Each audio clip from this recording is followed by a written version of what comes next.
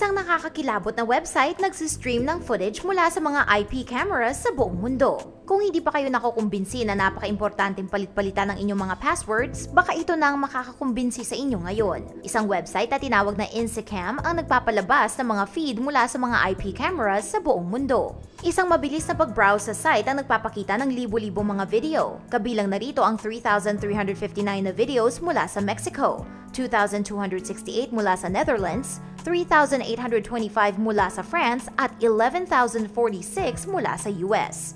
Ayon sa site, nandito sila para ipakita sa mga tao ang importansya ng mga security settings.